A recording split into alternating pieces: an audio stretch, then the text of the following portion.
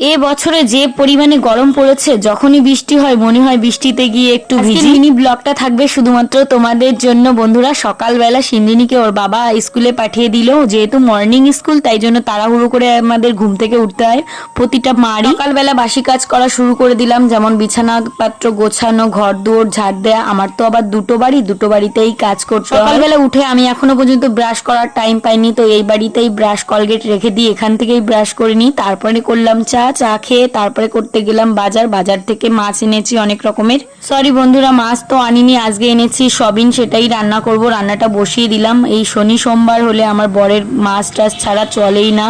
তারপরে করলাম বাসন মাজা। তারপরে দেখো বৃষ্টি শুরু হয়ে গেল। বৃষ্টিতে মেয়েটাকে খাইয়ে আমি রেডি হয়ে চলে গেলাম ছাদে, আর আমার বান্ধবীরাও চলে এসছে আমার সঙ্গে ডান্স করতে। এর পুরো ব্লগ আমার চ্যানেলে দেয়া আছে, তোমরা গিয়ে দেখে নিতে পারো। আর দুপুরবেলা খেলাম আম দুধ। সবাইকে টাটা। আরো একটি মিনি ব্লগ নিয়ে আসছি।